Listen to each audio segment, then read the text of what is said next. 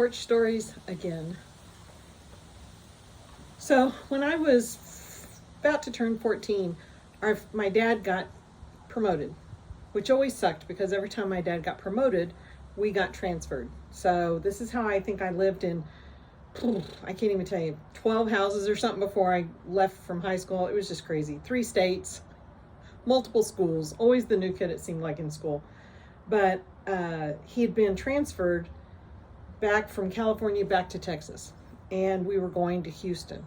And my parents decided, sometimes I just marvel at some of their decision making. But anyway, we have 5 kids with a span of 9 years. So, you know, if I'm getting ready to turn 14, Mike Manus is about to turn either 16 or, you know, about to. And then down to John Kelly, who's 7.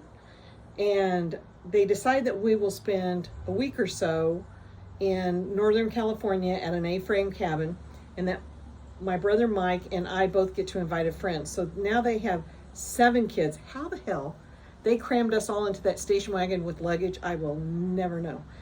But we go up and we spend 2 weeks up there. My brother brought this friend named Eddie Hattendorf, who became the bane of my existence during that time in the A-frame cabin.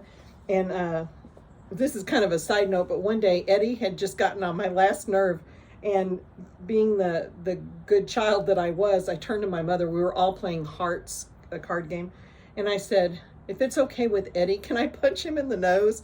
And my mom was like, well, if Eddie doesn't mind. And Eddie was like, psh, whatever. And I go, next time you bug me. And he did something else, and I hauled off and gave him a bloody nose. It's the only person I think I've ever purposely hit in the face. But anyway, so we were moving to come back, and at the end of the trip, we were going to send, I think, Nancy home, but Eddie continued on with us, I believe, for a little bit. But we were going to spend the night in Las Vegas as kind of, you know, part of the way to Houston. And as we pulled into Vegas with a car full of, now we have 6 kids, it's 6:30 in the evening. We're all hungry, and it starts raining. And my dad pulls up to this really nice hotel called the Thunderbird at the time, Thunderbird Hotel. And my mom looks over at my dad and she says, you did make a reservation, right? And my dad goes, psh, why would I bother making a reservation? This is Vegas. It's full of hotels. And so he goes in, and I mean, he comes out like 7 minutes later. He's scowling. He gets in the car, shuts the door. And my mom just looks at me and goes, don't ask. And so thus began working our way down the strip, because there was a dental convention in town and all the rooms were taken. So we end up on the edge of the Las Vegas Strip, and my dad pulls into this motel. It's not even a hotel at this point. It's a 1-story motel that on a pole out front, twirling around with a light on it, is a pink elephant. And the name of this motel is called the Pink Pachyderm. And my dad gets 2 rooms, and we unload everything into the rooms, and I asked my mom, can I go swim? I'm a water baby.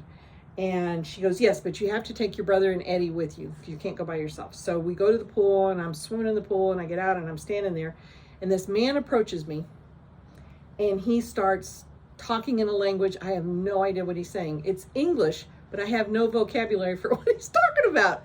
And my brother Mike comes over, and he kind of leans in here, and he goes, get the hell away from my sister. And he just starts shoving this guy. Eddie starts shoving this guy. And I'm like, what?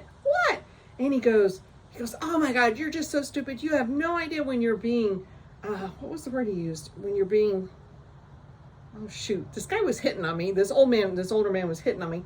And I was like, what? And he goes, oh, just get yourself back to the motel room.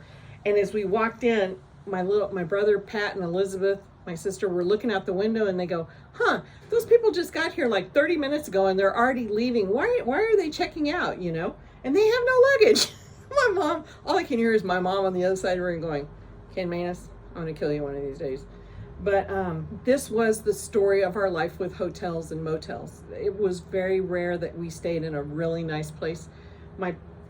I don't know what it was about my dad, but they used to travel with other couples, and one of them asked my mom at one point, "What is it with Ken and seedy motels?" And she goes, "I have no idea. I don't know if he's saving money. I mean, he grew up without money. He was a sharecropper's kid, but I mean, we've stayed in places that had like squishy floors, and he, yeah, it was just, we stayed in some very interesting places, but always we had a roof over our heads. So anyway, the pink pachyderm, I doubt seriously if it's still there, but if it is, I don't recommend it.